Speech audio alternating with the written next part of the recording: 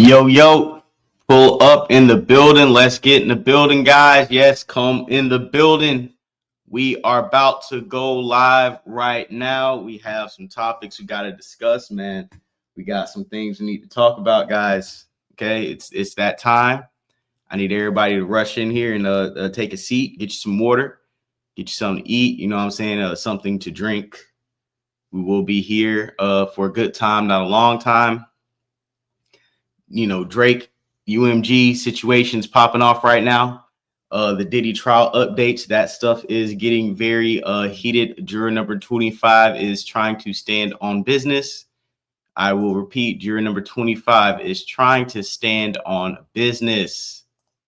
He is not going. I don't know if it's for a certain verdict or a certain decision as a whole, but the bottom line is a situation is going down. And we need to get to the bottom of it with the Diddy trial and the situation at hand.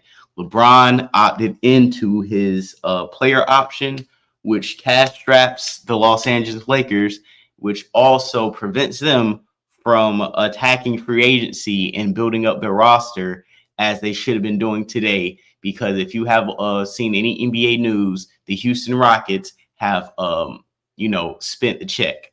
The Atlanta Hawks have spent the check. It's a lot of other teams in the NBA right now that is spending the check, getting the bag, and making sure that next season it's up on everybody. Next season it's a free for all. Yes, Florida, we're jamming in the building. Like I said before, the season is going to be up for everybody. It's a free for all. It's a lot of ACL injuries, a lot of NBA things that are going on right now that's really going to alter the season. It's really going to alter the season. And I think that the majority of us that's trying to decide who's going to be a contender next year, who's going to be vying for a championship, a lot of it is going down right now. The draft just happened. And right now, most of the teams have pulled their trades off. Any big news is going to happen pre-NBA season as far as player movements. That's already happened. KD's already on the team. Now, there was some LeBron conversation going on. There was some LeBron conversation going on about how he opted out. Like I said, it's going to cash out the Lakers, but there was audio of him saying that he was looking at New York. But one of the main things that was crazy is that after he claimed that he's going to exercise his player option, he said that he's focused on winning and that he is monitoring the Lakers' moves as far as them getting free agents and like things like that. But my main issue with that is, okay, you claim that you're about winning and if our Lakers going to build a team around you, but you're not helping. I'm not saying that you should be taking pay cuts because I'm pretty sure the value that LeBron James does bring to the organization, which is Los Angeles Lakers, I'm pretty sure is priceless. But at the same time, if you're trying to win a championship and don't want to go out with 4 rings, I think it will be in his best interest to take a pay cut or do something. But we're going to get to that topic. Nore's not standing on business about Nas. A lot of these guys are not standing on business about Nasir Jones. I don't understand why they're not staying on business about Nas. And before we get into the show, let's see, Plant-Based was popping. My God, it was popping. We are in the building, in live chat. Yes, sir. Hit that like button, subscribe. You know what time it is. So we're going to go ahead and play some things. Like I said, Nore's not staying on business when it comes to Nas. I think it's very disappointing. And it's like none of these New York guys just wanted to stand and be like, hey, man, you're wrong or you out of pocket. And like I said before, this is the type of thing that breeds content for older generations. And this is what is setting precedents to make it harder in future eras to give the GOATs our flowers, to have reverence for what was before us and give props to who kicked in the doors. Clipse, they're having a wonderful, masterful rollout right now, and we're going to continue to cover the Clipse in all their glory. I think everybody's looking forward to July 11th when their new album drops. Off the cuff of that, Travis Scott, I think his response to it, he's dropping what was it? Not Cactus Jack. He's dropping basically another compilation mixtape with his group. I forgot what the goddamn thing is called. Jack Boys 2, I think that's what it's called. Peace out, rock, love, peace, man. Yes, from the chat. Yes, man. Chicago, salute everybody from Chicago, man. I got some people from Chicago. Actually was on the phone with somebody from Chicago today, so that's what's up, man. Salute. Yeah, dog. So let's just get right into this UMG situation. I just wanted to go ahead. Like I said, we're here for a good time, not a long time. We're gonna run down a few of these clips. We're not gonna, stand too long to and if I do have a time, I will try to get down to the situation with Drake and T-Pain. So let me get this show started. Let me go ahead and get the screen shared right here. Let me put that present. And also, if anybody wants to call in and speak, here is the link to the episode right here, and we're gonna get this cracking right now. Get this screen shared. So he's pretty much just breaking down a little bit of it. We're gonna play some more audio of some other people, but for right now, I think he gave some of the best insight so far. Drake versus Universal Music Group. Judge Vargas just completed her hearing on the motion to dismiss. Let me tell you what I think she's going to do with this case. As you know, Drake sued Universal Music claiming defamation in the publication of the song Not Like Us, making him and calling him a pedophile when in fact he never was. Universal Music Group moved to dismiss those claims. They say, Judge, you can't actually bring a lawsuit like this. Why? Because the statement certified lover boy, certified pedophile, first off, how do you certify a lover boy in the same way you certify a pedophile? Hyperbole, trash talk, just nonsense being said in rap songs. That's not something you can sue for. You have to dismiss this case. What do I think the judge is going to do? Universal's big argument is that look at the context of what happened here. In the tailor-made freestyle, Drake was out there saying, yeah, go ahead, talk about how I like young girls. That's going to be a win for me. That's an actual quote from the tailor-made freestyle. And now Kendrick comes back, he accepts his invitation to talk about the young girls. So what's the problem? This is the trash talk back and forth that we all expected to happen in this rap battle. Drake's lawyers made a great argument, which is, wait a second, Not Like Us was not part of the rap battle. Yeah, it was a song in the rap battle, but it eclipsed the rap battle and became its own thing, a cultural phenomenon, a song like no other song in the history of music, quite frankly. It got to 300 million streams in 35 days. Nothing else has ever done that. Today, it sits at 9 billion streams. The way Universal took this song and pushed it out, they made it into something else. The judge's decision is basically, what would a reasonable listener listening to this song decide? Arguably, the judge could find that a reasonable listener, I don't know who the reasonable listener is. It's too early in the case. I need more evidence. I need more discovery. I need to actually see what people have been saying about this song, what people can testify about how they heard it, so on and so forth. Long story short, I think what's going to happen in this case, the motion to dismiss will get denied. It's way too early to try to dismiss this case. Either way, this case will get appealed to the Second Circuit. And so you're going to have this case going on and on for quite a long time.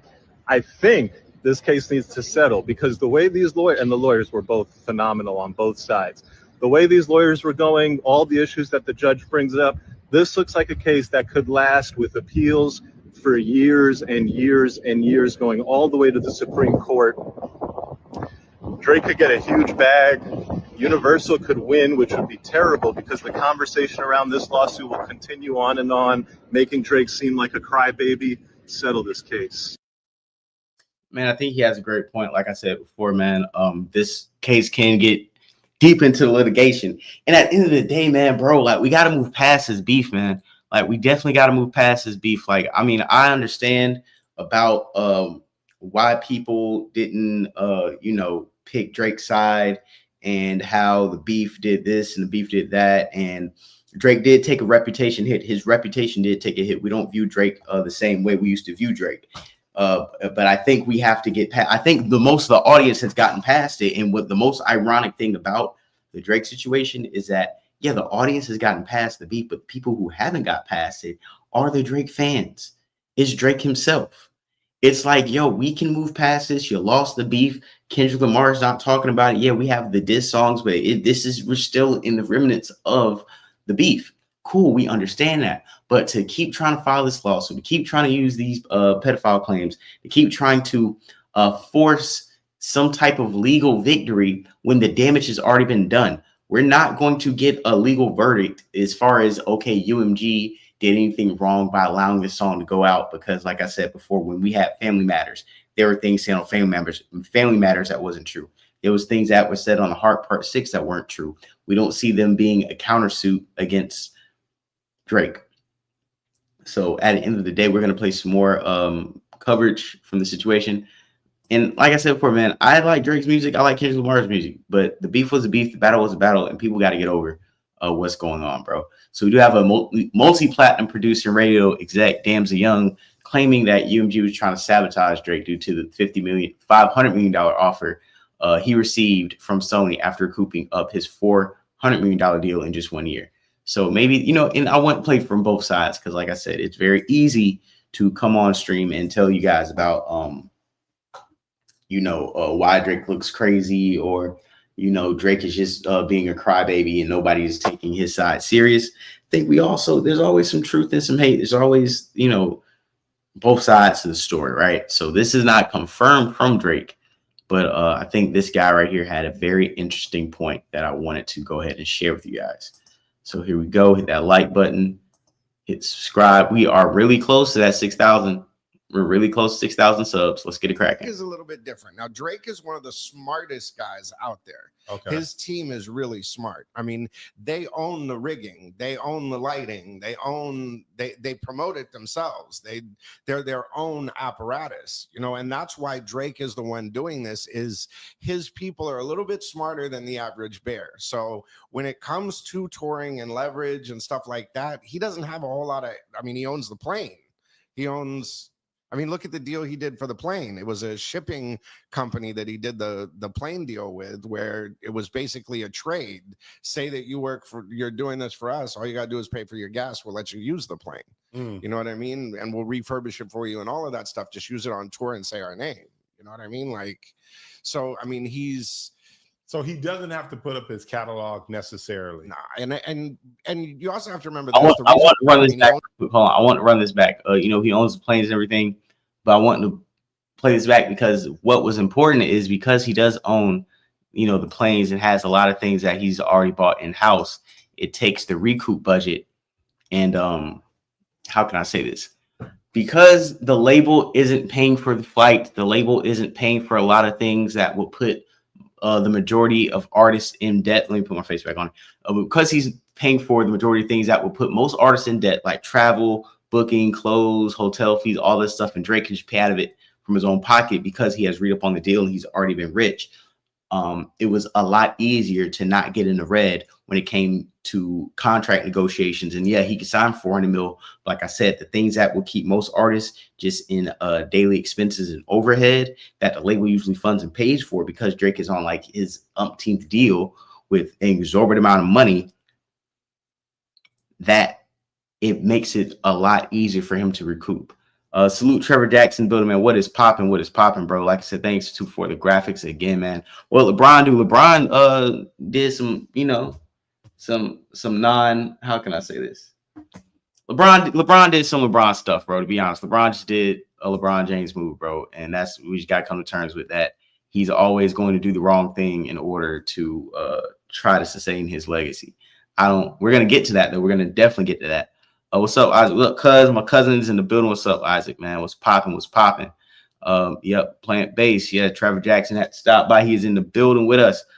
Drake want to be pampered as an artist like Lil Kim, Nicki Minaj, and Cardi. Black Bane, salute Black Bane in the building. You already know what time it is, Black Bane. Yeah, man, I don't think it's that, to be honest. I don't think Drake wants to be pampered as, like, you know, some of these hip-hop females. I don't think it's that at all, man. I just think Drake is used to getting his way. Drake is used to getting a certain amount of buzz. Drake is used to getting a certain amount of attention, a certain amount of pretty much priority over most artists. And I think when he went up against Kendrick Lamar, because he has a lot of backing, and Kendrick Lamar, I don't think behind the scenes has a lot of enemies the way Drake does when it came to this beef. And when it comes to the integral social media engineers and label heads, they, I think we're more inclined to just naturally do certain work for Kendrick Lamar that they didn't want to do or would have hesitated for Drake, or at the least to be less enthusiastic. I just think when you do have certain relationships that build over time, and it may be a fork in the road moment. Sometimes people are going to choose the person who kind of I won't say did the most for him, but kind of was easier to work with. Just to be honest, I just described Nicki Minaj. I believe that. I believe Nicki Minaj is one of them too. She definitely rocks like that. She definitely rocks like that, man. Donald like what's this? Oh, YT believe -1 subscriber. Well, that's fine. That's fine. We got a lot more. Dot's a likable guy, naturally charismatic. Yeah, man, I believe Dot's cool, bro. Like I said, I think he's dope. I think like I said, it's easier to probably engineer something that manipulates the algorithm for him over OVO. OVO has a lot of weird stories, and I'm not picking a side. I'm just saying, it seems like whoever the most likable person is going to be the individual who, might get favor in a 50-50 split. Carlton Way, what's up, man? Peace. What is popping in the chat? Yeah, man, we're gonna go ahead and for anybody who hasn't been in here, we're gonna play this back real quick. This is let me go back to this real quick. Yeah, multi-platinum producer and radio exec Damsey Young claims UMG was trying to sabotage Drake due to his $500 million offer he received from Sony after recouping his $400 million deal in just 1 year. It's not normal for labels to play this gangster tactic of devaluing artists and leaving the label. Okay, let's go play this. Get it cracking. But Drake is a little bit different. Now, Drake is one of the smartest guys out there. Okay. His team is really smart. I mean, they own the rigging, they own the lighting, they promote it themselves. They're their own apparatus. Houston in the building. That's why Drake is the one doing this. Is his people are a little bit smarter than the average bear. So when it comes to touring and leverage and stuff like that, he doesn't have a whole lot of. I mean, he owns the plane. Look at the deal he did for the plane. It was a shipping company that he did the plane deal with, where it was basically a trade. Say that you're doing this for us. All you got to do is pay for your gas. We'll let you use the plane. You know what I mean? And we'll refurbish it for you and all of that stuff. Just use it on tour and say our name. You know what I mean? So he doesn't have to put up his catalog necessarily. Nah, and you also have to remember this. The reason why this case is going on is they gave him $400 million. Okay, Universal gave him $400 million. For what? For as an advance on his royalties. Okay. Well, he recouped that within the year and a half, something like that. Was already in renegotiations. Then Sony came along, said we'll give you $500 million. And he had leverage, but then Sony or Universal was like, no. And then that's what this case is about. Okay, did you release Kendrick and sabotage me to get my numbers down so that I didn't have the leverage to get this money? And because I was going to go to Sony, you wanted to ruin it. And I mean, that's what we went through with Mariah, was they were trying to devalue her brand at the end of the Sony run when we did Heartbreaker, and Tommy was actively out there. The J-Lo thing, the Ja Rule thing, all of that stuff was to devalue her brand before she jumped labels. So it's normal for labels to play this gangster tactic.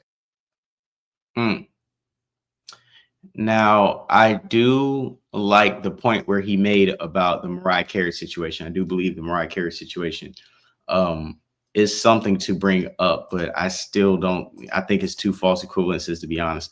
Who else we got? Yeah. Okay, I want to just play that video before I read the comments.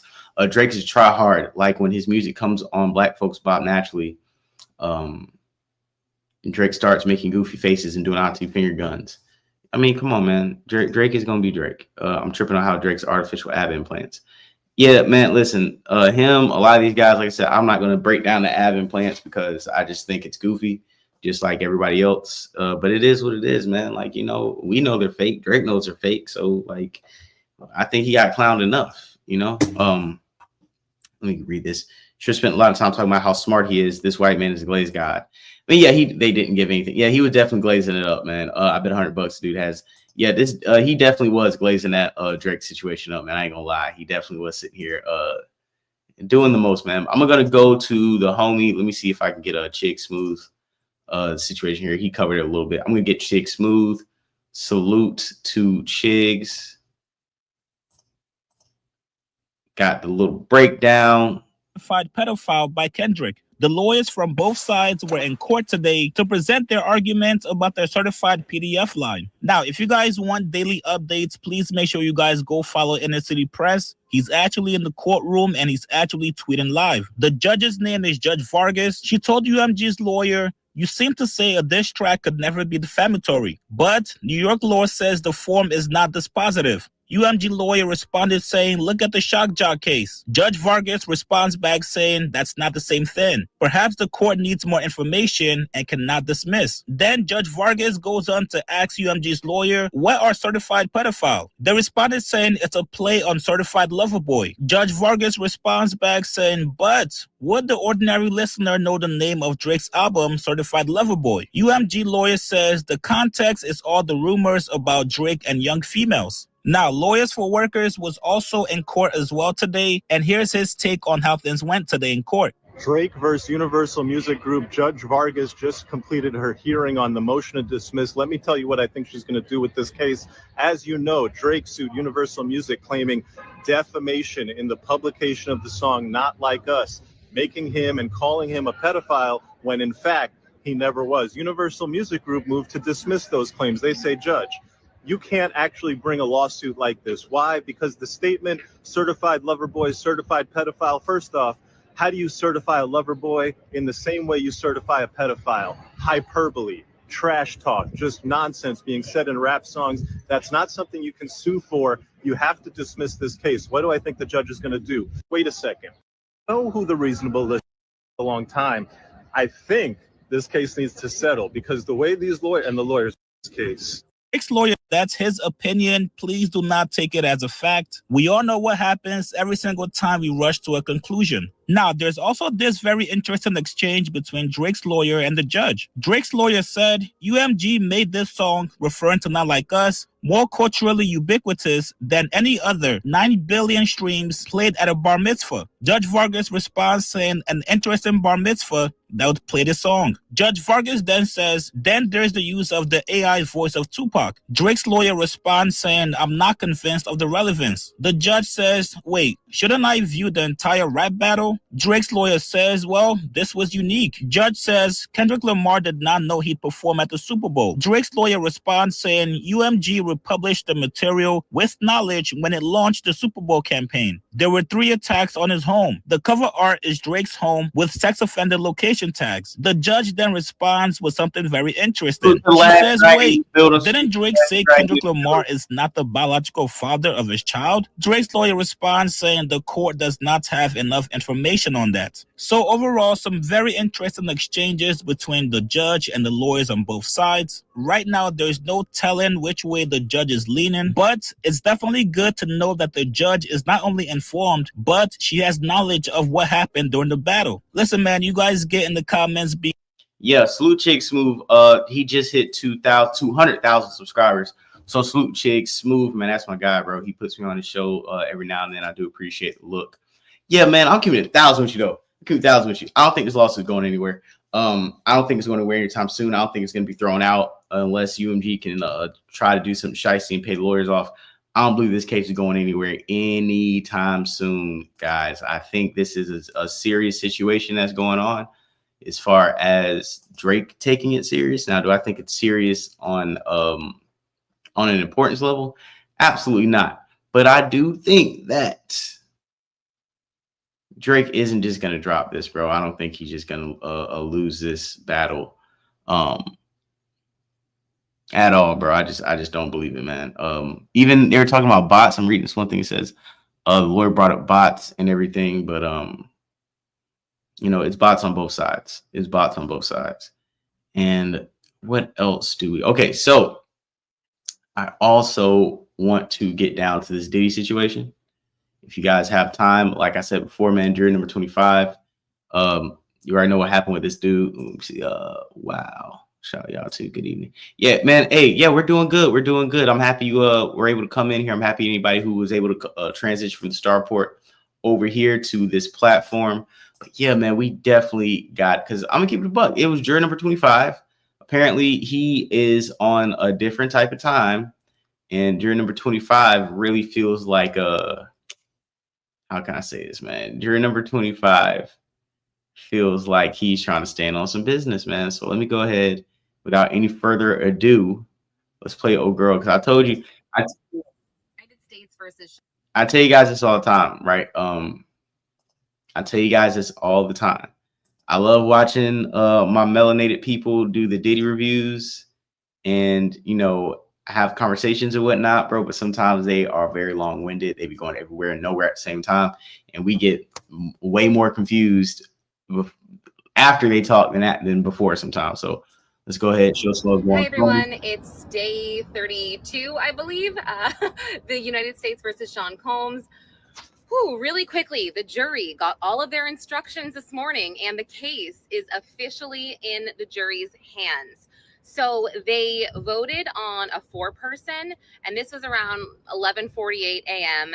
And the jury split around 11:30 a.m. So by 11:48, they decided that the 4-person would be juror number 5. And he's a 31-year-old white male investment analyst from Connecticut. And then we were called back in because another note was given to the judge. And what's going on is a little interesting. The judge read the note, and it said, "We have juror number 25 who can't seem to follow Your Honor's instructions." Now, what does that mean? We're not so sure. They need more information. However, they are a little bit nervous. And when I say they, I mean the court, the defense, the government. They don't want to know any of the nature of maybe which. Paul Blackman, man, you gotta relax, man. That's Podcast with Soul, Sean G, man. You gotta relax, man. Way this person is thinking. What it's very vague, but they kind of want to keep it that way. So the government proposed, please explain the nature of why you can't follow the instructions. Is it lack of willingness? Is it lack of understanding? And then they had a whole bunch of legal jargon there. And the defense wanted it to be just a lot more simple, saying, hey, you just started, we don't want to lay out all these possibilities, just kind of work through it until you can't. And I'm paraphrasing here, but the judge gave both sides just a minute to try to draft something up, and the government drafted something. And again, it was very, very long-winded. I couldn't even get all of it on my notes, but either way, the defense was like, no, we don't want that. And the judge was kind of like, okay, you guys, I'm going to give you 10 minutes to work it out yourselves.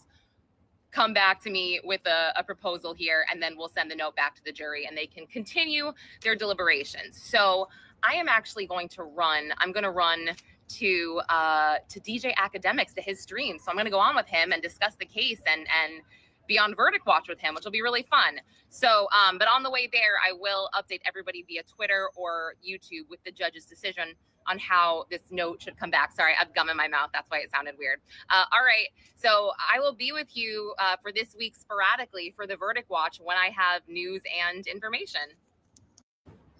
Oh, and really quickly, juror number 25, he is also a white male, age 51. He has a PhD, and I wrote down he liked opera and science and classical music. So again, apparently. Hi, everyone. It's day 32. Okay, so my main thing is this. Hearing some things out, right? Let me do. Are you doing a panel after the verdict? Yeah, I do plan on doing one, but man, doing the panel after the verdict, you guys gotta hit the chat. You guys gotta, if you really want to do one, let me hit the invite. This little invite button right here. Hey, we will set the panel up because the verdict can come at any moment. That's another reason why I'm doing a stream tonight, because I'm like, the verdict could be coming at any point tomorrow. And, I don't want to be backlogged with topics, and then the Diddy verdict drops, and that's like the wave that takes over the news. And now we got to, run down to that all day. Why you go to that chipmunk who act? Oh, you're talking about her. Yeah. I don't know why she wouldn't act, but, it's cool. I think her and Act probably did have some good dialogue. I haven't watched it yet, but I will be happy we're no longer here. Diddy Freak Off Cassie, day 32 feels longer than that.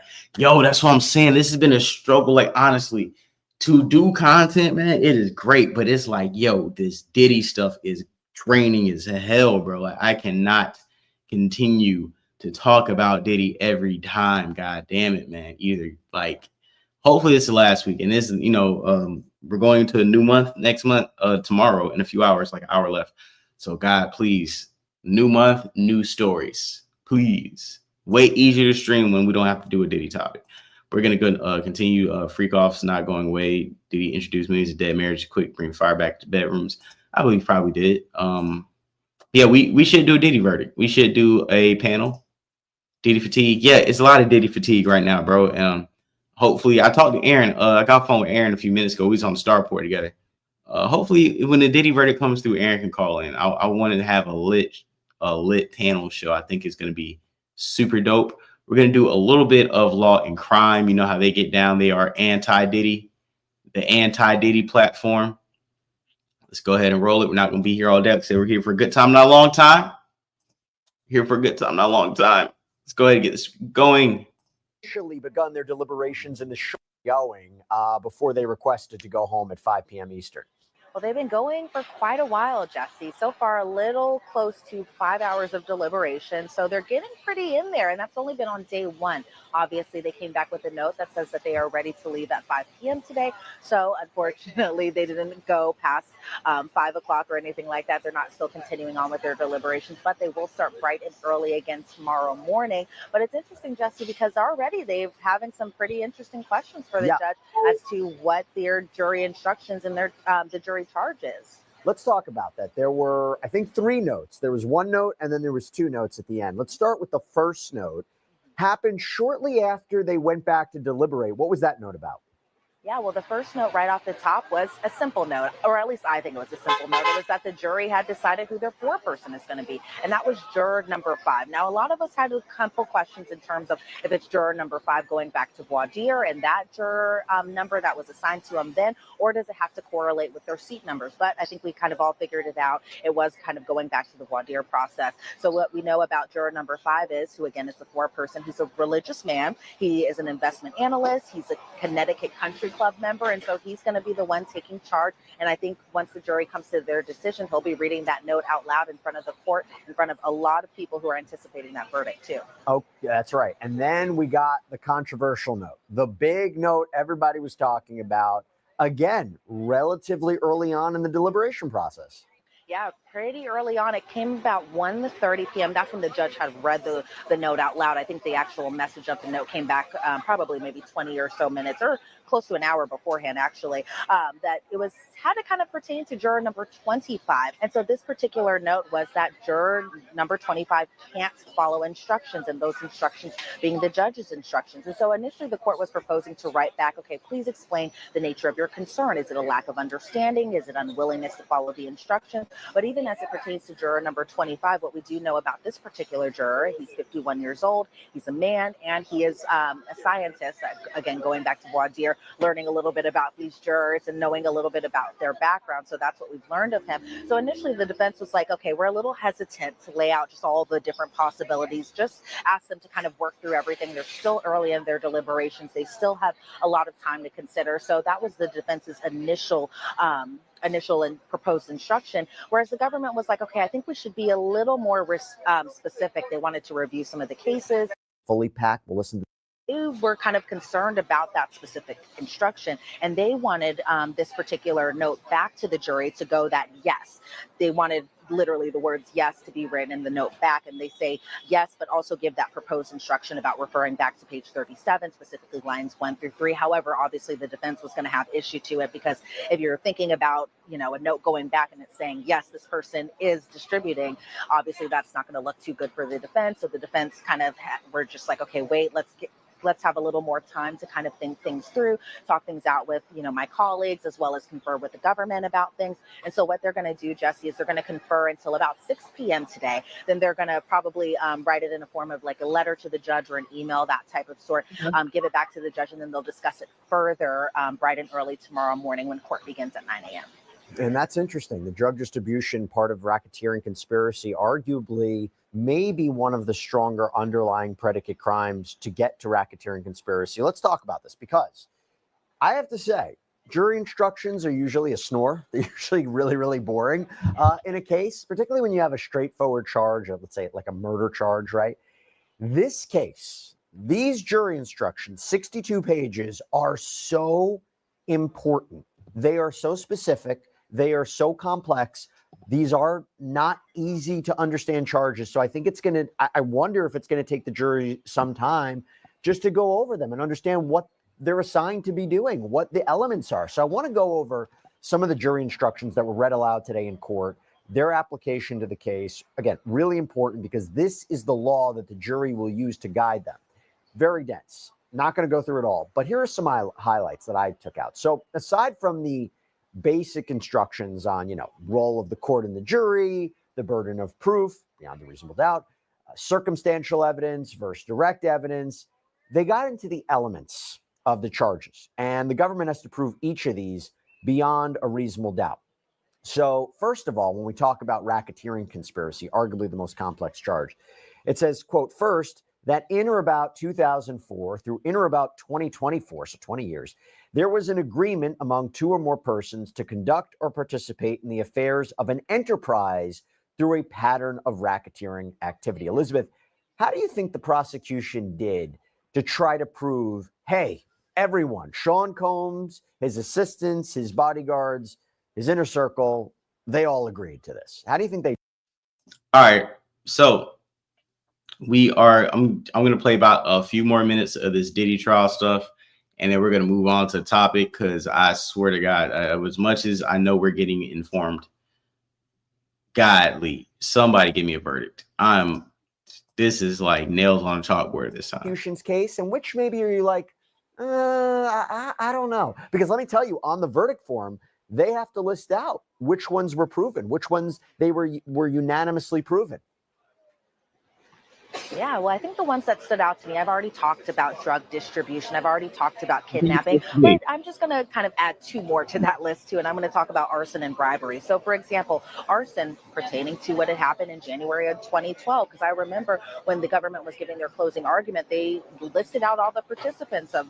No, what we're going to do right now, we're going to just switch over to LeBron James topic, because I would much rather talk about something outside of Diddy respectfully. So we're going to go ahead and share this tab. You guys can see it. So LeBron James, opted back into his contract, allegedly. And, Lakers have new ownership. If you guys were unaware, the Buss family was one of the brokest ownership groups of the NBA, because unlike most organizations at this time, they're owned by like venture capitalists and like investment groups. You know what I'm saying? You don't have rarely to any more mom and pop NBA franchises where somebody bought an NBA team and that's their primary source of income. And because you don't have that anymore, it's very hard for owners like Jeannie Buss to compete with like the owners of the Boston Celtics, who own so many different other business entities, or just for the Lakers to try to compete with the Clippers, right? It's hard for the Lakers to compete with the Clippers when Steve Ballmer, the owner of the Los Angeles Clippers, gets over $1 billion in Microsoft dividends per year. So if you get billions in Microsoft dividends, don't you think you can pay the luxury tax? Don't you think you can pay that second apron to overpay for a player that might go to LA? Sooner, the real conversation at hand that you got to give Jeannie Buss credit for was at sooner than later. Steve Ballmer and the Clippers are going to hawk you down. It doesn't matter if the Clippers were. It doesn't matter if the Lakers have a long standing. They're a great franchise. This and that. A lot of that doesn't matter. Big money is going to win. You know what I'm saying? Big money is going to win in those situations. And with LeBron James, I feel like he may have opted into his deal because of the Lakers being able to kind of spend more money, because I don't know when that sale goes through for Jeannie Buss, but I'm pretty sure the sale is going to go through, and she's not going to have to pay LeBron James that money, even though she's going to be still working in the front office for a few years, kind of to help with that transition. So maybe LeBron, like I said, opted in because the new owners have a lot more money. So now I don't have to worry about cash trapped in Lakers. But at the same time, because of the hard cap, it's still not a lot of wiggle room. And I think that is a reflection of the lack of activity in the Lakers offseason of free agency moves. I think they tried to get Brook Lopez and he signed somewhere else. The players don't pay for great established players. The owners don't pay for great established players. They pay for potential and then talent development. LeBron's no longer either, just tolerant with brick. So we're going to go ahead and get to some Bobby Marks coverage. Here we go. 40 years old, and I talked to numerous teams yesterday and asked that same question. Would you give up basically the farm and basically you'd have to give up 4 or 5 players to go get LeBron James for 1 year? And the unanimous answer was no, they wouldn't. Now, the stakes change a lot if LeBron James ever became a free agent and did some type of buyout in Los Angeles. There you would have 29 teams lined up for him. But from a trade perspective, and here's a hypothetical, his former team, the Cleveland Cavaliers, who are in this second apron and have spent a lot of money, they would basically have to trade about 6 players, Dan, just to go out and get him for 1 year. And as one team told me, that's not smart business. If he wanted to be traded, is there even a market for him at this point? You know, to be sensitive to LeBron, who's considered one of the greatest of all time, there isn't. And here's why, Dan. He's making $53 million. He's in his last year of his contract. He's 40 years old. And I talked to numerous teams yesterday and asked that same question. Would you give up basically the farm and basically you'd have to give up 4 or 5 players to go get LeBron James for 1 year? And the unanimous answer was no, they wouldn't. Now, the stakes change a lot if LeBron James ever became a free agent and did some type of buyout in Los Angeles. There you would have 29 teams lined up for him. But from a trade perspective, and here's a hypothetical, his former team, the Cleveland Cavaliers, who are in this second apron and have spent a lot of money, they would basically have to trade about 6 players, Dan, just to go out and get him for 1 year. And as one team told me, that's not smart business. If he wanted to be traded, is there even a market for him at this point?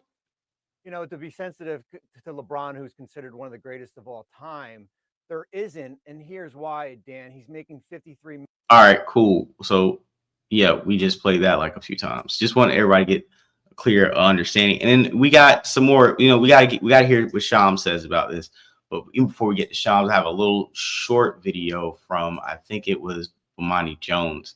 Like I said, we're going to cover from all bases. So here, underpaid by he is a man who, in truth, in his career, has probably been underpaid by something in the neighborhood of $1 billion, if not more. I think LeBron has probably been worth over $100 million to this league every year that he has played.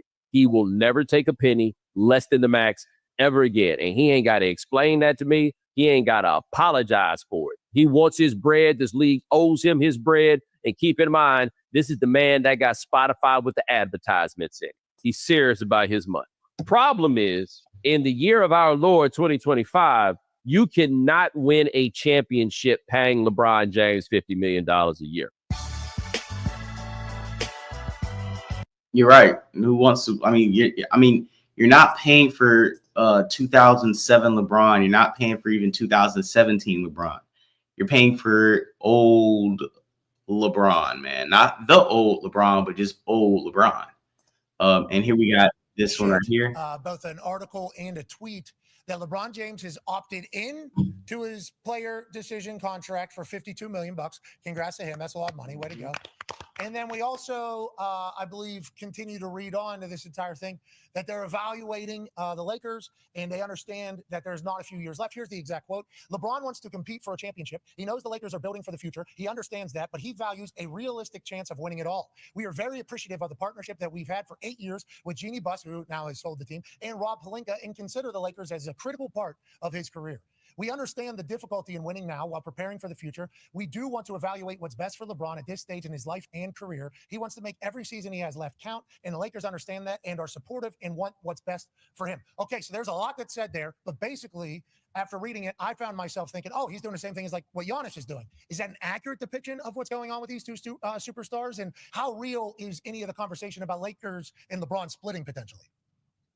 Similar situation in terms of like both players are evaluating, seeing what moves are made. Both players want to compete for a championship, want to win a championship. But I think dissimilar in this way. LeBron James is 40 years old. He's going to be 41 years old in December. He knows whether it's 1 season left, 2 seasons left, his time in the NBA is nearing its end. And obviously, as Rich Paul made clear in his comments to me yesterday. They are prioritizing trying to compete in a quote unquote realistic way to win a championship. And behind the curtains of all that, what you can see is LeBron James, where he's at in his career. He's got 1, maybe 2 years left in his career. He wants to end his career on his terms to an extent. He wants to finish, and end. Oh, he froze up. Don't talk about him. Oh, no. Sorry. Yeah, we lost you there a little bit. You were about to say he wants to. He wants to end. Clearly, he wants to end his career on his terms, his way, as far as competing for a championship, trying to realistically have a chance to win a championship. And I think in those comments that we saw from Rich Paul, and understanding that the Lakers are moving younger, they're moving toward the future and prioritizing Luka Doncic, really as they should. And from what I gather, LeBron James understands where the Lakers are at in their position. As far as Luka Doncic is the face of this franchise for the next 5 to 10 years, that's who's going to be the face. And so he understands that they're prioritizing that. I don't think he's really asking for them to like change their ways or like bring him back into the fold as the face of the franchise or give him an extension. He's, I think a lot of people can see there what's going on. And so he wants to finish at the highest level in his career, play at the highest level. And whether that's in LA, whether that's going elsewhere, I mean, clearly, that depending on how the Lakers free agency period goes, what they're able to do in free agency, obviously they want a center. They're dealing with Dorian Finney-Smith. He opted out of his player option at $15.4 million. If they lose him, what wing do they get to replace him? So what moves do the Lakers make in the offseason where LeBron James looks at it and is like, you know what? My best chance to win a championship is right here. And I think those are hard conversations that they're going to have next week, the week after that, and at some point in July for real. Okay, those quotes came from Rich Paul, who's obviously agent, entrepreneur, maybe the greatest hustler in the history of the United States of America. I saw some clips of him talking to Matt Ishbia, chit-chatting about what could happen on Maluak, and Giannis doing the same thing. I think this is kind of a usual to an extent because, I mean, players have options all the time. I mean, you're either going to opt in and you're working toward a trade, or you're set in your situation, or you're opting out and you're a legitimate free agent. In this situation, LeBron James at $52.6 million player option. Of course, he's going to opt into that. When you look at the marketplace, there's only a couple teams with true max salary space, and that's Brooklyn. Charlotte's got some money. Detroit's got some money, but there's not, are those teams really LeBron James teams? So basically what he's saying, and I think this is a good point that people are kind of missing with LeBron James hate. Okay, if he opts out of his contract, where is he getting anywhere close to that amount of money? I think that is a fair assessment to make. Just being honest, man, I think LeBron James, especially as the type of player he is and what he is looking for as far as a championship, I don't think him going to Detroit is going to help him win another championship. Or would it? I don't think Brooklyn will help him, but I think LeBron James going to Detroit, if they have the cap room, would actually might be a better situation than LA, because Detroit does actually have big men. They have ball handlers. I don't know how good of shooters they have, because I feel like Cade Cunningham really wasn't, being the sniper that, he could be, but he was actually having some good games. Just like he said, the Hornets, the Nets, the Cavs can't give up a whole team to get him. There's no team realistically in the NBA that can take on a LeBron James contract and pay him close to $50 million like the Lakers. So if you want to talk about from an aspect of a smart business of getting all your money, of course, we want to talk about from a championship level winning perspective. I don't know who they can get, because if you look at the Lakers roster, bro, just look at the playoffs.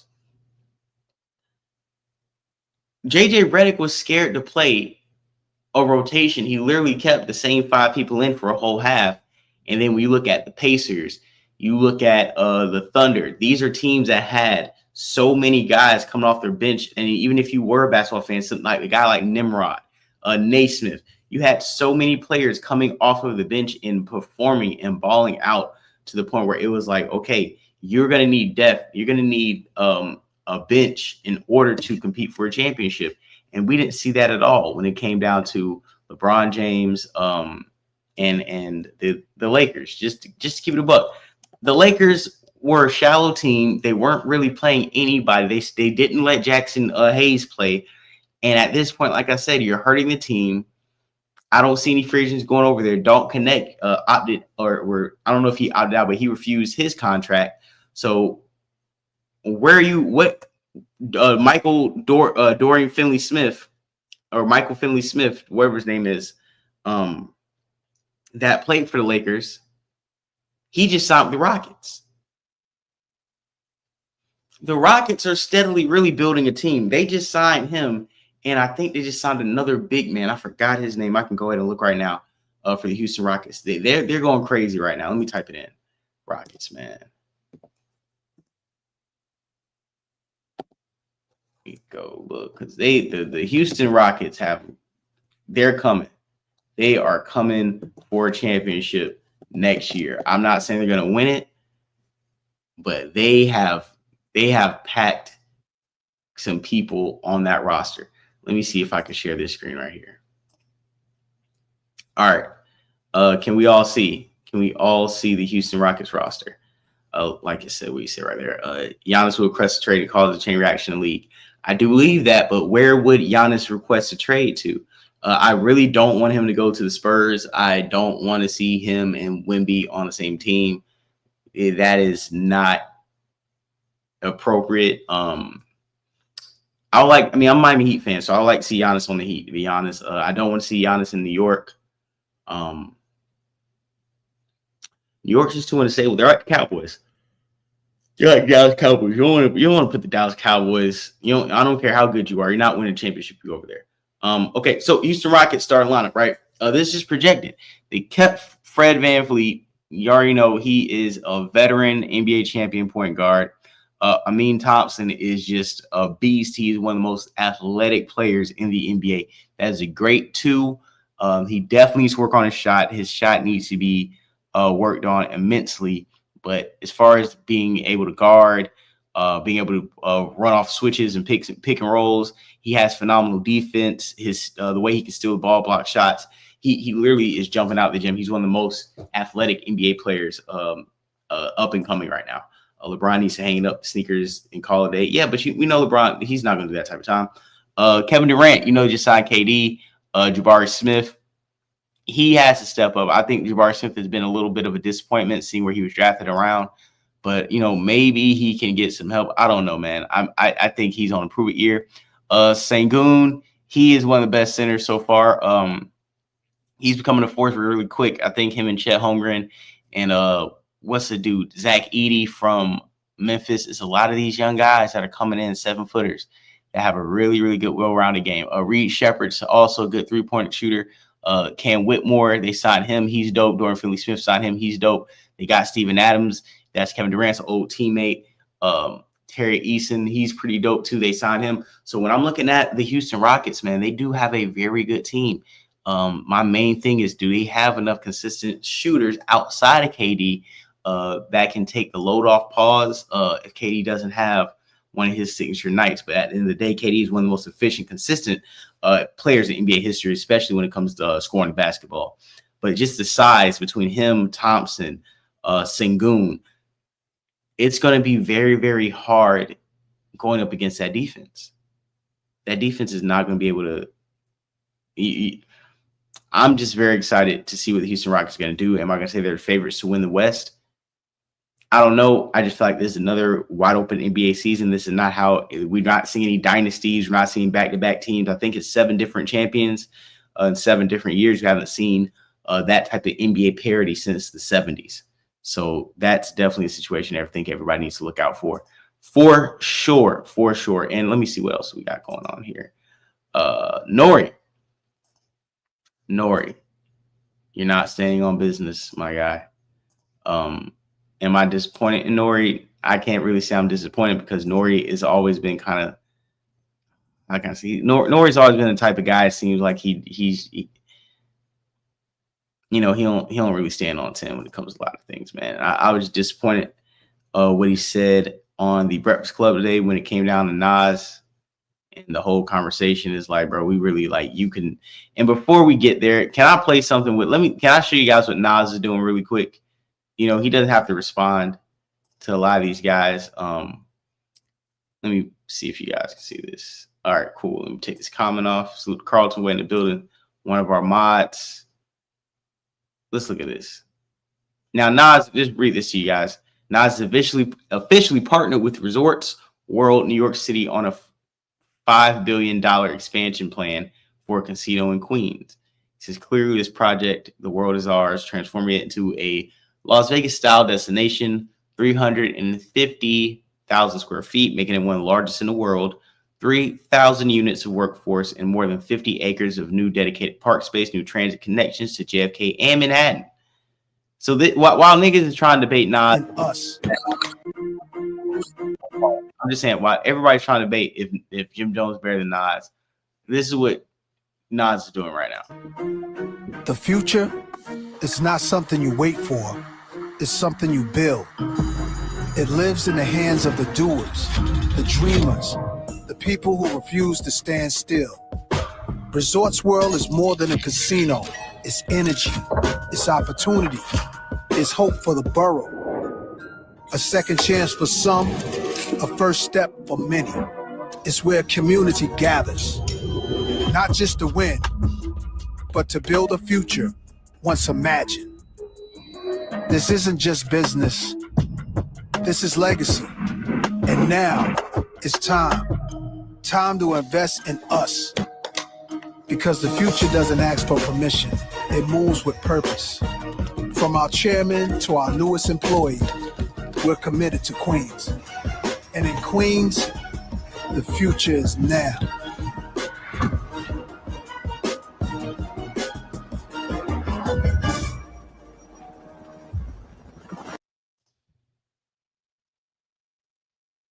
And my main thing is like that's what Nas is doing. Nas is opening up casinos while we got, you know, the old Dusties running around here trying to tell us who's bigger in hip hop, man. Like I just don't understand it. You know what I'm saying? I'm come from Tommy Boy. You've been proud of me my whole damn career. That's all you could say to me. And this is, like I said, this is Nore, because Nore was still mad because Nore, and another reason why Nore isn't really standing with Nas is because Nore was also, if you guys watched the stream a few days ago when I was breaking down Nore Jim Jones beef, Nore was somebody who was included in that radio rant that Nas had. And this is just a little context before we play the new clip of of Nore not standing on business when it comes to Nas. Yo, dog, I'm proud of what you're doing. I'm looking at what you're doing is great. What you're doing is wonderful. And now I'm doing the best I've ever been doing. And you got something to say. But I'm dead serious. I will pound Nas out, yo. Nas has never had a fight in his life. I'm from Queens. Half Queensbridge, half Iraq, and half 40 Project. I'll put his music down. All right. Yeah, put my music down. And Nas has never had a fist fight in his life. And I ain't saying like I'm a super thug gangster. Nothing can't happen to me. I have falls and I took L's too, but I fought my battles myself, not my brother or Horse or you know, Wiz or you know who's the other dude. We don't even know. All right, listen. You got to finish explaining what happened. Well, Nas was supposed to come out at a certain show. Okay. He didn't come out to certain people said, listen, you can perform, but you can't show a mannequin hanging from the sky. You got come on, you got 14-year-old kids in here. You the guy who preach pro-blackness, bro. Mind you preach pro-blackness, and you're gonna say you're gonna hang a black man in this show, whatever. If he was smart enough, he could have said, forget it. I'm just go there and say, God, son, now cross the belly. I prove you lost already. You know what I'm saying? You could have did it, dog. Like, dog, yo. And it's no disrespect for the slime because I do got love for him. But he didn't show up. He put it upon himself not to show up. He went to Power in New York. And he said, I didn't hear it personally, but he said, yo, you know, Nore need to step his rhyme game up. Mind you, I have did 3 to 4 records with Nas and AS. Every single time I've did a record with Holmes, he changed his verse 2 or 3 times. After you, so you tell me who needs to step it up. I step up to the occasion. When it comes time, I step up. If I want to rhyme like how I want to rhyme, like how I talk, then let me do me. I'm not trying to talk on Afrocentric. So, I just want to play that because he was really, really mad at the situation when that took place. But here's a new clip, and this is just one of the shortest ones. I think that's any other people like just. If you guys can peep it. I see where Jim Jones is coming from. Like I can see him because if you're looking at the algorithms now, I can see where he's coming from. But you can't take the legendary status that what Illmatic has done. Just Illmatic. Illmatic itself has birthed Mobb Deep, has birthed Capone and Noriega, has birthed so many other people, like just that album. And you can't, and that time was the tougher time for you to be noticed. So that's the reason why. But I understand where Jim is coming from. I understand his stance. What part do you understand? That the kids know him now. I'm You gonna know tell what you I'm something. saying? I'm gonna tell you something. I looked it up. Like I looked it up to see like who gets searched more in 2025. It's still Nas. I'll give you the numbers right now. And this is based off Google. Hold on. I was just looking at this shit the other day.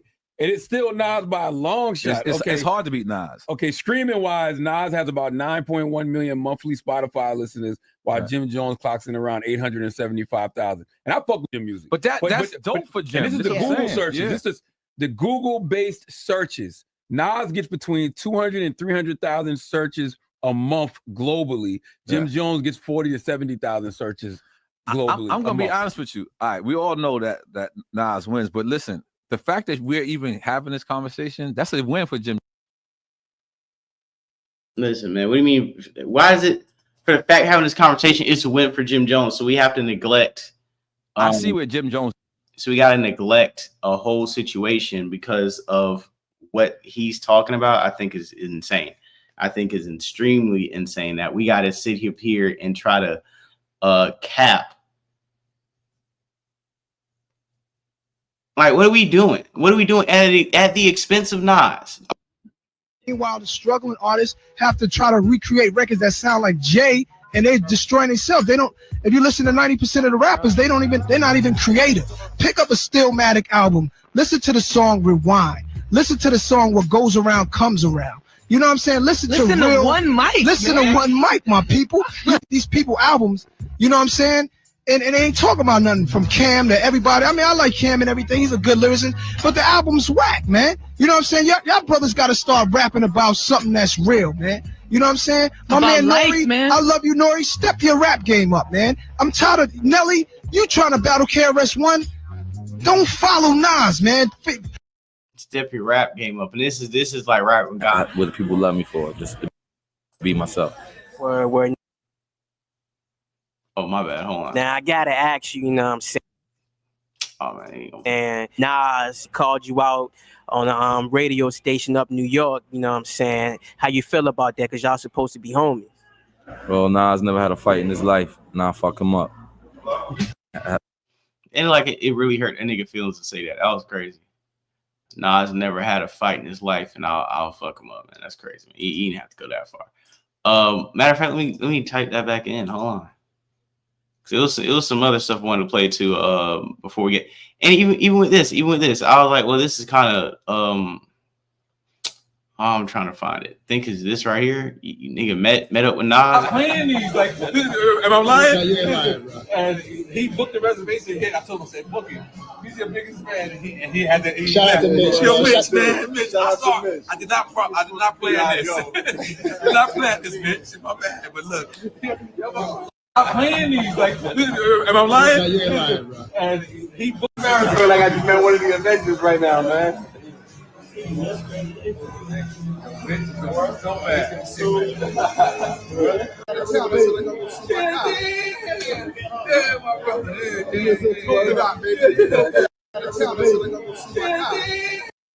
Niggas showing all them goddamn fake teeth. All them damn fake teeth. Just sit up here. Let me tell you something. And I'm gonna say this accurately. I see where Jim Jones is coming from. Like I can see him because if you're looking at the algorithms now, I can see where he's coming from. But you can't take the legendary status that what Illmatic has done. Just Illmatic. Illmatic itself has birthed Mobb Deep, has birthed Capone and Noriega, has birthed so many other people. Like just that album, and you can't. And that time was the tougher time for you to be noticed. So that's the reason why. But I understand where Jim is coming from. I understand his stance. What part do you understand? That the kids know him now. I'm gonna tell you something. I'm gonna tell you something. I looked it up to see like who gets searched more in 2025. It's still Nas. I'll give you the numbers right now. Okay, streaming wise, Nas has about 9.1 million monthly Spotify listeners, while Jim Jones clocks in around 875,000. And I fuck with Jim music. But that's dope for Jim. And this is the Google searches. Yeah. This is the Google-based searches. Nas gets between 200 and 300,000 searches a month globally. Jim Jones gets 40 to 70,000 searches globally. I'm gonna a be month. honest with you. All right, we all know that Nas wins, but listen, the fact that we're even having this conversation, that's a win for Jim Jones. I mean, that's what I was saying. That's Jim, a win. Jim knows what he's Let doing. me just tell you something. I'm a Floyd Mayweather fan, right? I'm talking about. I think he's better than Muhammad Ali, right? This is me, right? I get argued, people, but whenever Floyd fights somebody that night, they're on the same level as Floyd.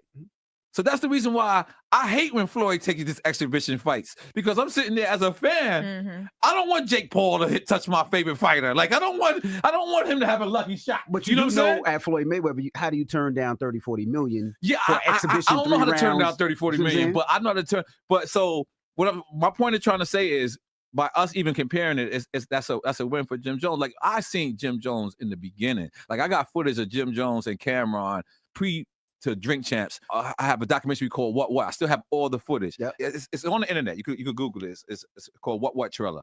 And Jim Jones is out in Cam, and you're sitting there, and Jim Jones is like, I don't even spend money on weed. You know what I mean? I buy 5 nickels with a $20. And you look at that person to the person that he is now. This man won, man. This man won. And I'm talking about, you got to take him serious.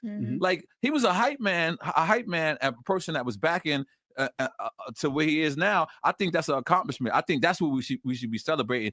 I hate in our culture that we have to compare. Like me personally, I don't do that on Quick Time with Slime no more, but I was forced to take out Nicki Minaj and Cardi B because people, I'm talking about the fans were complaining, not their camps were too, but the fans were like, yo, it's you can like both of them. Yeah, and to tell you the truth, I like both of them. Like I am a Kendrick Lamar fan. But even if you like both of them, you can have a preference. Yeah, you know what I'm saying? Yeah, but right now, you feel like if you play Kendrick Lamar, you got to throw away your Drake CD. That's messed up. I've never been a Drake fan like that. None of you know y'all got a funny relationship. We know that. We know that. But you should be able to listen to both, right? Like when I'm in the club, I listen to Drake. But if I'm in the car, I can listen to Kendrick. That doesn't mean I like one or the other. I listen to Drake in the car, and I like Kendrick in the club. But go ahead. But you can listen to whatever you want. Yeah. But you can still like both of them. Yeah, I like both of them. Like I don't. Like But you got preferences. Preferences in what? Like if I give you 2 people, there's somebody you probably like more. Yes, of course, of course. But I do like both. Like you know what I'm saying? Like yes, I like pistachio more than I like vanilla. Exactly. But guess what? If you give me a vanilla ice cream and nobody looking, I'm gonna eat that. Yeah. So I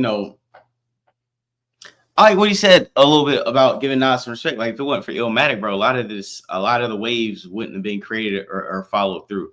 So he did give a little props with that whole, just because we're talking about Jim Jones win for him. We shouldn't win. We shouldn't celebrate wins of lesser people in expense of the real originators and the influencers, bro. That's just crazy, bro. That's not a win. That's not a win at all. And I want to get to this Push T situation because it is getting late, and I just want to go ahead and run with what he said. Because guess what, guys? Clipse dropping an album. If you guys didn't know, Clipse is getting their album about to drop. But let's go ahead and read some of these comments. Sitting on the steps, niggas reminiscing over their glory days. Nah, dead ass, bro. Dead ass. Nas better than Nore, those FBA hands. Seeing Nore shit on people for selling his soul. Then when he got to sell his soul, saw that check and started clapping cheeks. Get Mr. Ed T for out of here. Yeah, man. Listen, Nore, he be going back and forth, man. I salute Nore, but sometimes we going back and forth with stuff. But he's media, he's industry. Joe Budden be doing the same thing a lot. So we can't be thinking these people who be dapping niggas up and that they about to hold anything down. Here we go. We're going to share this tab instead. We go ahead and do that again for you guys. Bow. And just to give you just a heads up, they got Kendrick Lamar on a new album. Clipse. They said Kendrick got two records. So let's go and play this. Clipse and Kendrick together, that speaks lyricism. Like in any time, I don't think people want anything other than that. It was a situation where the traffic of people just coming in and out of the studio. And it happened to be a person from Kendrick's camp who was like in the studio, and we let his folks hear the album, and he called him and was like, listen, you need to get on this. And mind you, at this particular time, he was just super busy. And man, sent them songs over. He just called back laughing, like, oh man. Oh, really? He was like, okay, I gotta do it. Don't worry about it. He was like, yo, I want to do 2. And the idea of right place, right time, makes everything happen, and having the actual product. And it's music, so you can get caught up in the moment. Like you can catch people up in the moment. With something polarizing. And I feel like that was one of those moments for us. Crazy. Apparently this might be the let me see if we can even expand this. Let me see if you guys can see this. Oh damn, you guys can't even see this. Yeah, let me see. If you guys saying Oliver, the 2-track Let's Go Crazy, So Be It Part 2 got Jay-Z on it. So be it. I'm sorry if you guys can't see. Let me see if I can make this a little bigger. Or maybe this one can be seen. All right, cool. You guys can see it. Yeah, I don't see a whole feature, but maybe So Be It Part 2. It has no feature, but maybe Hove is the hidden feature on this. Because this is 12 track, but this is a 13 track. So I don't know. These are both legit people reporting on this, but you know, we got one. What is it, Spotify or Tidal? And then we have one for the goddamn official website. So I don't know who's gonna be on the album, but man, the clips, some of the snippets that's been playing so far have been crazy. I'm excited. If you are a hip hop fan, I think you should be excited because this is different. This is a new wave that's about to happen with this situation. This album is going to be album of the year, and to me, I haven't even heard it, but God, Lee, the features, some of the stuff we're hearing, it just. This is Pushy speaking on Adidas, by the way. Probably been not even probably. They've been my best brand partner. Wow. For sure. And I'm talking about supportive in everything, every endeavor that I've had. I might have been with them. How long has it been, Kevin? I don't know. That's crazy. Damn. Yeah, I got the first one. Is that the one where it was the coach? Well, joint? listen, and that let me tell you something. Curtin sent me there. Listen, that's 10 years. So that's you saying since 14. Wow. You saying since 14. Didn't even realize that. And it was even before 14. I mean, we were doing business before 14. They was tapped in on my Instagram, just on my gram, and like, oh shit, look what he doing with the sneakers and all this and so on and so forth, and reaching out and so on and so forth. And then I'm selling everything, and I'm like, no, I'm doing a closet clean, and they the first ones on my shit, like you know. They've been tapped in. They've been tapped in for a very, very long time. Wow. But again, super supportive brand. To me, you mentioned hip hop. It was synonymous. Yeah. It was a group. It's Clipse. It's Run DMC. Yeah. You know, I'm talking about the most iconic sweatshirts that. I'm saying, you remember them sweatshirts, man? You remember how? Come on. You remember them, man? Ask him. Bro, listen. Where's the camera? You said my camera's right here. Right here. This is my camera. Yeah, right there. Yeah. Run. Yep. DMC. Rest in peace, Jam Master Jay. Yes, sir. I've been begging Adidas to recreate that sweatshirt for myself and my brother. Wow. I want your blessing. Wow. I will do whatever I have to do. Y'all call this begging? No, okay, it's cool. No, it's cool. No, listen, it's cool. It's Run DMC. Yeah, look, Run. I've been asking to do this for so long. Oh, wow. Wow. So iconic. Absolutely. Is crazy. Trust me, it would be perfect. A perfect rip. I wouldn't, I wouldn't manipulate anything too much, and I definitely would make it, gold standard for sure. Yeah, the taste. But listen, man. Yes, of course I remember that. Are you crazy? No, we get it, man. We get it, man. Like that's just the way. The archive alone, man. 2025 is going to be, I think, a really good year for myself and Adidas, and just being able. I'm so glad you said that on this camera. I've been talking about. Read that. Read that one, man. Like that. No, it's Yeah, man. So, and I think this is dope because Pusha T, like I said, this is the time to start shooting out to your brands, shooting out the brand deals. You're pretty much on a press run, and your stock's at an all-time high, especially before the album drops. So it's perfect time to do some open negotiations on platforms. Let them know, hey, this might be the perfect time to drop some merch, hip hop, Run DMC, me, Pusha T, Malice in the Palace, hip hop group. It all makes sense. And Adidas capsule collection, Run DMC would let God sort them out. I think that'd be dope. I think that'd be fire, to be honest, man. But yeah. So pretty much, I just want to do, like I said, I really want to do a quick show today, just for the simple fact that I know we're gonna have the Diddy news coming out tomorrow, and with so many other things that we had to talk about today, I just want to make sure that we start the week off right and that we ran through the topics that we're supposed to be talking about. And so tomorrow, like I said, any Diddy news breaks, anything that pops off, we'll be able to just go ahead and decipher that. Already have thumbnails made up. Let me see. Those sweatsuits went hard in the paint. That was that 80s version BMF, that BF Burberry mix. Yeah, absolutely. I can't wait if they drop a collection. But yeah, man, so I already got 2 thumbnails ready. I got a Diddy is a guilty thumbnail, and I have a Diddy is innocent thumbnail.